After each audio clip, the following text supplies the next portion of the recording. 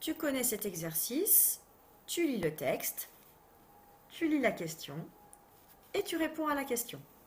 Maintenant, par mail, je t'ai envoyé le 3e épisode que tu peux écouter. Une fois que tu l'auras écouté, tu pourras répondre aux questions que j'ai ajoutées dans le mail. Tu peux ouvrir ton fichier à la page 46 et lire le texte qui est écrit dans le cadre jaune. Ici, dans le premier exercice, on te demande de cocher les questions que se pose Petit Mulot. Dans le texte, je vais te demander de repérer les 2 questions. Et donc, pour t'aider, tu peux essayer de chercher les points d'interrogation. Une fois que tu as trouvé les questions dans le texte, tu peux les entourer. Et ensuite, il faut les retrouver et cocher les 2 bonnes cases. Il y a donc 2 questions à cocher. Deuxième exercice, on te demande de répondre aux questions. Il y a une question, on te donne le début de la réponse. Tu peux bien évidemment t'aider du texte, entourer la bonne réponse et la recopier.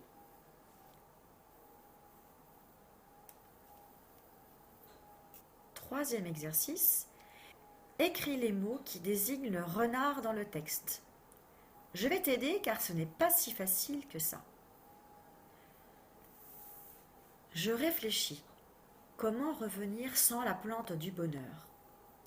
Est-ce qu'on parle du renard là? Non. Que dirait grand-mère? Est-ce qu'on parle du renard? Non. Je repars donc. Tout à coup, une énorme bête rousse m'empêche d'avancer. Est-ce qu'on parle du renard? Ah oui. Ici, une énorme bête rousse, ça c'est le renard. Et d'ailleurs, on nous le dit juste après. C'est le renard. Il est menaçant. Est-ce qu'on parle du renard là? Oui, on dit qu'il est menaçant. À ce moment-là, la bonne vache arrive et fait fuir l'animal. Est-ce qu'on parle du renard? Oui, c'est l'animal. Voilà les 3 groupes de mots qui représentent le renard. Une énorme bête rousse, menaçant et l'animal. Je te laisse les écrire sur les lignes. 4e exercice, on a déjà fait cet exercice la dernière fois. Rappelle-toi, il faut essayer de lire la phrase. Tous les mots sont collés. On doit mettre des petits traits entre les mots pour pouvoir séparer les mots de la phrase. Une fois que tu as bien placé tes traits, il faut réécrire la phrase entre les lignes.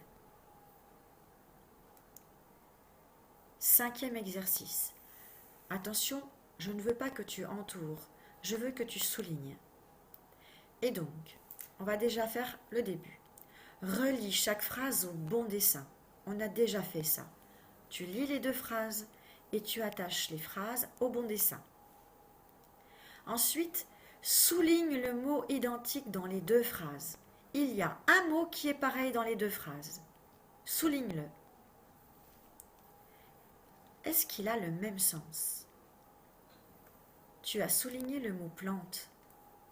Mais est-ce que mon frère plante un arbre? Est-ce que plante, ça veut dire la même chose que ma grand-mère achète une plante? Mon frère plante, ça veut dire qu'il est en train de faire quelque chose, il est en train de planter. Alors que ma grand-mère achète une plante, là on n'est pas en train de planter. C'est plutôt un objet, la plante. Donc là, il y a 2 choses. Soit on a plante et ici c'est donc un verbe, soit ici c'est un objet et donc c'est un nom. On nous demande d'entourer le nom en bleu. Du coup, je vais prendre mon crayon bleu et je vais entourer le nom. Le nom c'est un objet.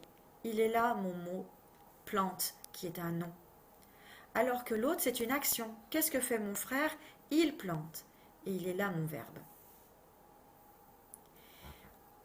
De la même manière, là on a utilisé plante avec un verbe, là on a utilisé plante avec un objet. Pour l'exercice 6, je vais te demander de faire pareil. Il va falloir que tu écrives une phrase avec le mot plante. Plante quelque chose, et ce sera ton verbe. Et après, il faut que tu me parles de la plante en tant qu'objet. Cet exercice est difficile, tu peux te faire aider par papa et maman. Il nous reste 3 exercices. Tu vas devoir chercher qu'est-ce que tu vas mettre devant les noms. Le, la, les ou L'. Pour les et pour L', rappelle-toi, les, c'est quand il y a plusieurs objets. Et L', c'est quand le nom commence par une voyelle. D'accord? On ne peut pas dire le accordéon. Or, accordéon, ça commence par A, ça commence par une voyelle. On va dire l'accordéon. On ne va pas dire le animal. Animal, ça commence par un A. Donc, on va dire l'animal. Donc, renard, qu'est-ce que l'on va mettre devant? Il n'y en a qu'un. Vache, qu'est-ce qu'on va mettre dedans? Il n'y en a qu'une. Ours, qu'est-ce que l'on va mettre devant? Il n'y en a qu'un. Fleur, qu'est-ce qu'on va mettre devant? Il y en a plusieurs. Alors maintenant, ce que je vais t'entourer ici en rouge, ce sont des petits déterminants qu'il faudra mettre sur la première ligne. Ce que je vais t'entourer en bleu, ce sont des déterminants qu'il faudra mettre sur la deuxième ligne. Donc pour chaque mot, il faudra que tu pioches un petit mot dans les 2 couleurs. Par exemple, pour le mot écriture. Le mot écriture, je dois chercher un mot dans les rouges. Écriture, on va dire un écriture, une écriture ou des écritures. Rappelle-toi, pour savoir si je mets des, je regarde à la fin. Est-ce qu'il y a un S? S'il y a un S, il faudra mettre des. Sinon, il faut mettre un ou une. Alors, je vais mettre un ou une.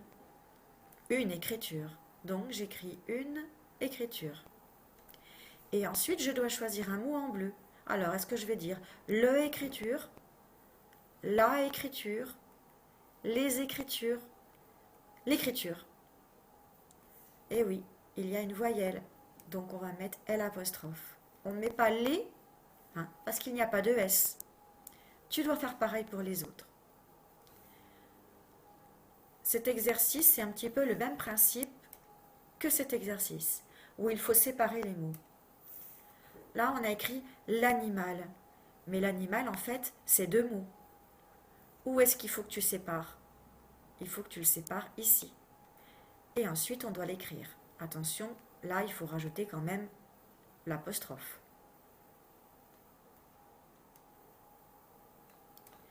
Même chose ici, même chose ici, même chose ici. Tu as terminé.